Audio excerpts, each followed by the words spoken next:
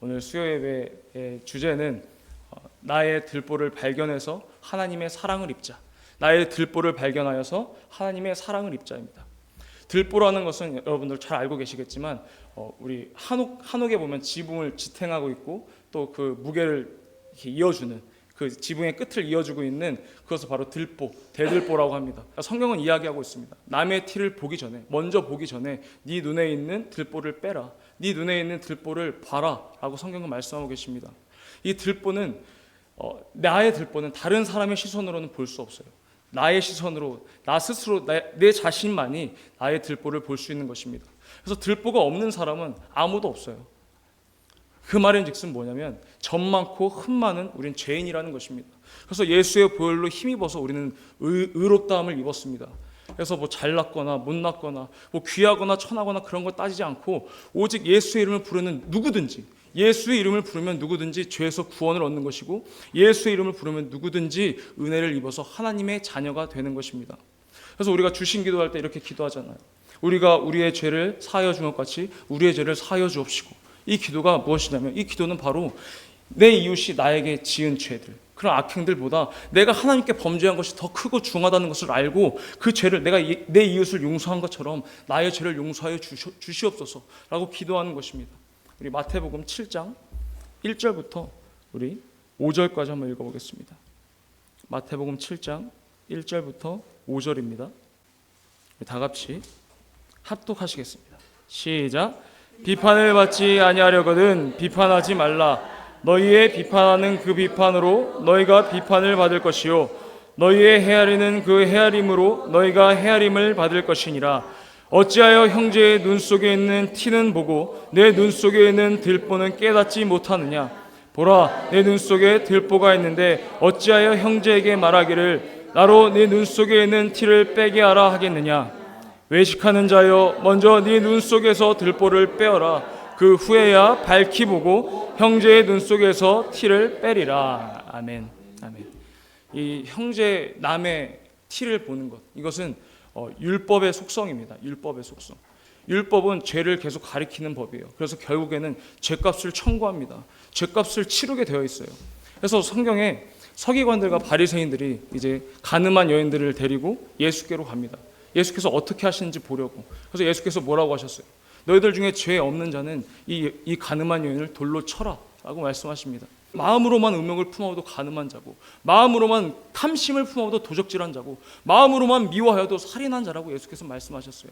그래서 너희 중에 그런 죄가 없다면 돌로 와서 치라는 것입니다. 그랬더니 그 서기관들과 바리새인들은 한 명도 빠짐없이 돌아갔습니다. 이처럼 예수께서는 이 율법을 더욱 강화시켰고 확대시켜서 율법을 더욱 촘촘하게 세우신 것입니다. 왜냐하면 단 한 사람도 율법에서 자유케 되지 못하게 하려고. 그래서 그 율법 안에서 예수께로 오게 하려고 그 율법을 강화시키신 것입니다. 우리 요한복음 8장 3절에서 9절이요. 다 같이 합독하시겠습니다. 시작. 서기관들과 바리새인들이 가늠 중에 잡힌 여자를 끌고 와서 가운데 세우고 예수께 말하되 선생이여, 이 여자가 가늠하다가 현장에서 잡혔나이다. 모세는 율법에 이러한 여자를 돌로 치라 명하였거니와 선생은 어떻게 말하겠나이까? 저희가 이렇게 말함은 고소할 조건을 얻고자 하여 예수를 시험함이로라. 예수께서 몸을 굽히사 손가락으로 땅에 쓰시니 저희가 묻기를 맞이 아니하는지라. 이에 일어나 가라사대 너희 중에 죄 없는 자가 먼저 돌로 치라 하시고 다시 몸을 굽히사 손가락으로 땅에 쓰시니 저희가 이 말씀을 듣고 양심의 가책을 받아 어른으로 시작하여 젊은이까지 하나씩 나가고 오직 예수와 그 가운데 섰는 여자만 남았더라. 아멘. 이 8장 4절에 보면 이 서기관들과 바리새인들이 얼마나 악했는지 볼 수 있어요. 예수께서 말하되 선생이여, 이 여자가 가늠하다가 현장에서 잡혔나이다. 가늠할 때까지 지켜보고 있었다는 거예요. 서기관들과 바리새인들은 이 여자를 어떻게 하면은 돌로 쳐서 죽이기 위해서, 그 율법을 지키기 위해서 그 현장에서 이 여자 가늠하기를 그 현장에서 기다리고 있었다는 것입니다. 그랬더니 가늠하다가 현장에서 잡혔는지라고 말씀하고 계십니다. 율법이 뭐냐면 바로 남을 바라보는 법이구나. 우리는 빛 가운데 있는 자들이에요. 우리가 예수 안에 있음으로써 우리는 빛 가운데 있는 자들입니다. 빛에 있는 빛의 자녀들은 자기 스스로를 보게 됩니다. 어둠을 신경 쓰지 않아요. 하지만 어둠 가운데 있는 자들은 빛을 보게 되는 거예요. 남을 보게 되는 거예요. 그래서 그 남을 봄으로써 이 율법이 바로 그 어둠의 법이라는 것입니다. 남을 보게 되는 법이고 이 복음, 진리 가운데 있는 우리는 나 스스로를 돌아보게 되는 그 말씀이라는 것이죠. 어둠의 자식에서 빛의 자녀로서 신분이 바뀌었습니다. 아예 신분이 바뀌었어요. 우리는 평생을 우리가 이걸 갚으려야 할 수도 없는 그런 빚진 자로서 우리는 그 빚을 탕감받은 것입니다. 우리는 탕감받았어요. 그래서 내가 뭐라고, 그래서 율법 아래에 있는 것이 아니라 우리는 복음 아래, 그 진리 아래에 있게 되는 것입니다. 그래서 내가 뭐라고, 내가 자랑할 수 있는 것은 그 예수의 보혈밖에 없는 것입니다.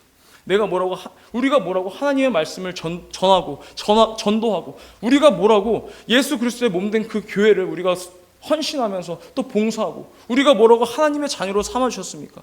우리가 자랑할 것을, 내세울 것은 아무것도 없지만 오직 예수 보혈 그 하나만은 우리가 자랑할 수 있다는 거예요. 그거 예수 보혈 하나만은 우리가 바라보고 우리가 그것만은 붙잡고 나아갈 수 있다는 것입니다. 그때 우리에게 담력이 생기는 거예요. 그걸 통해서 우리가 거룩한 곳으로 나올 수 있는 거예요. 그걸 통해서 우리가 거룩한 아버지 앞으로 나올 수 있는 것입니다. 우리 빌립보서 2장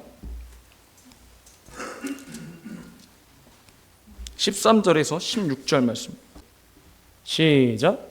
너희 안에서 행하시는 이는 하나님이시니 자기의 기쁘신 뜻을 위하여 너희로 소원을 두고 행하게 하시나니 모든 일을 원망과 시비가 없이 하라. 이는 너희가 흠이 없고 순전하여 어그러지고 거스리는 세대 가운데서 하나님의 흠 없는 자녀로 세상에서 그들 가운데 빛들로 나타내며 생명의 말씀을 밝혀 나의 다름질도 헛되지 아니하고 수고도 헛되지 아니하므로 그리스도의 날에 나로 자랑할 것이 있게 하려 함이라. 아멘. 우리가 자랑할 것은 그 예수 그리스도의 보혈. 우리가 십자가만 자랑하는 사람들이 많잖아요. 십자가 이 의미를 자랑하는 분들도 계시지만 그것을 모르고 십자가만 자랑하는 사람들도 많습니다. 근데 우리는 십자가를 자랑하는 것이 아니라 십자가에 매달려서 피 흘리신 그 예수의 보혈을 우리는 자랑하는 것입니다. 우리 성경은 이야기하고 있어요. 비판받지 않기 위해서는 비판하지 말라. 너희가 그 비판하는 것으로 너희가 비판받을 줄 모르니 비판하지 말라. 이 땅에는 의인이 없으므로 비판하지 말라. 내가 비판하기 전에 내 눈 안에 있는 들보를 봄으로써 비판하지 말라. 남을 낮게 여기고 내가 고개를 숙여서 나 스스로를 바라봄으로써 비판하지 말라는 거예요. 그런데 이 목이 곧아져서 다른 사람들을 계속 봅니다. 남들의 티를 자꾸 보게 돼요. 그러면은 결국엔 그 티로 인해서 정죄하게 되고 판단하게 되고 비판하게 된다는 것입니다. 오늘 제목이 뭐였죠? 나의 들보를 발견하여서 하나님의 사랑을 입자. 하나님의 사랑을 입자. 그럼 나의 들보를 어떻게 발견하느냐? 어쨌든 나의 들보를 발견해야 되잖아요. 나의 들보를 어떻게 발견하느냐? 먼저 하나님보다 내가 무엇을 더 사랑하는지, 하나님보다 내가 사랑하는 것들을 발견해 보세요.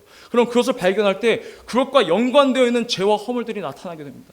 그것과 연관되어 있는, 저 같은 경우에는 제가 한때는 하나님보다 저를 많이 사랑했습니다. 저를 사랑했어요. 그래서 그러다 보니까 어떻게 돼요? 교만해지는 거예요. 내 존재가 흔들리는 어떤 상황이나 어떤 말들, 사람들의 그런 것들을 전혀 듣지 않습니다. 그러니까 내가 교만해지고 점점 더 내가 외로워져요. 내가 했던 말들을 통해서, 내가 쏟았던 감정들을 통해서, 내가 행했던 그 행동들을 통해서 그것들이 나를 옥죄어옵니다. 나를 고립시켜요. 그래서 외로워지고 행복하지가 않고 공허하고 삶의 의미를 찾을 수가 없게 됐었습니다.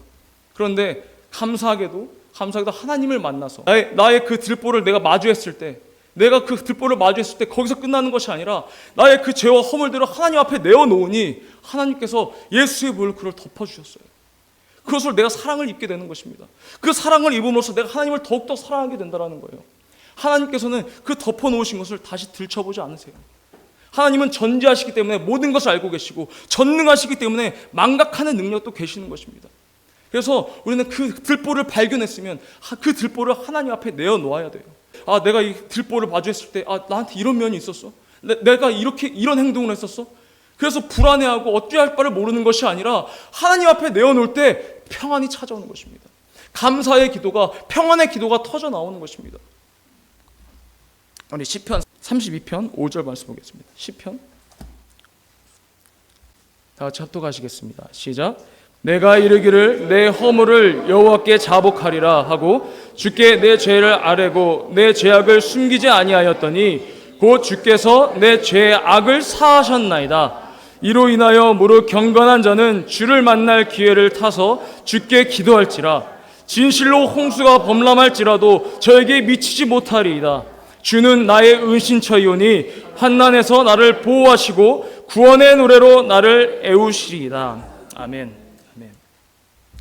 이 내 허물 이것들을 감춘다면 여기 7절 5절에 보면 내 죄악을 숨기지 아니하였더니 이 죄악을 이 허물을 하나님 앞에 내어 놓았더니 하나님께서 그 죄를 사하셨다는 것입니다. 그 악을 없이 하셨다는 거예요. 그런데 내 눈에 있는 들보를 이걸 내 힘으로는 절대 뺄 수가 없습니다. 주의 은혜로만이 가능한 것입니다. 주의 은혜로만이. 그래서 하나님께 이 들보를 내어 놓는 것입니다. 이 허물들은 곰팡이 같은 존재여서 숨기면 숨길수록 썩고 숨기면 숨길수록 퍼져서 다른 형태로 다른 양상으로 허물들로 다시 나타나게 되어 있어요. 우리가 변화되려면 회초리나 몽둥이를 두는 것이 아니라 내가 사랑을 입는다고 내가 느낄 때 그때 변화되는 것입니다. 회초리를 들고 내가 방망이로 몽둥이로 때려서 그때 잠깐은 변화될 수 있겠죠. 하지만 다른 것으로 다시 삐져나오게 되어 있어요. 그래서 억누르면 그것이 아니라 사랑으로서 덮어줬을 때 그 들보가 사라지고 내가 그 심령이 변하여서 내 인생과 삶이 변하는 것입니다. 할렐루야. 아멘. 우리가 정말 이 들보를 내가 감추고 있고 이런 것이 아니라 내가 들보를 발견하여서 그 들보를 하나님 앞에 내어놓음으로 하나님의 사랑을 입는 저와 여러분들에게 예수님 축복합니다. 그러면서 하나님을 더욱 사랑하게 되는 거예요. 내가 하나님의 사랑을 입음으로 인해서 하나님을 더욱 사랑할 수밖에 없는 것입니다. 그래서 저절로 남을 낮게 여기고 저절로 내가 겸손해진다라는 것이죠. 우리 이 시간에 기도하길 원합니다. 기도하길 원해요. 우리가 성령으로 기도함으로써 정말 나의 들보를 내 안에 정말 깊은 곳에 내가 하나님보다 더 사랑하는 것이 무엇인지 그걸 통해서 정말 그걸로 연관된 나의 죄악된 행동들과 나의 허물들이 무엇인지 그것을 발견하여서 하나님이 정말 예수의 보혈로 하나님의 사랑으로 그 허물을 덮어줄 때 그 사랑을 입을 때 내가 그 사랑으로 하나님을 더욱더 사랑하게 될 때 나의 기쁨이 넘치고 내게 평안이 넘치는 것입니다. 이 시간 정말 간절하고 깊이 정말 하나님께 기도하기 원합니다.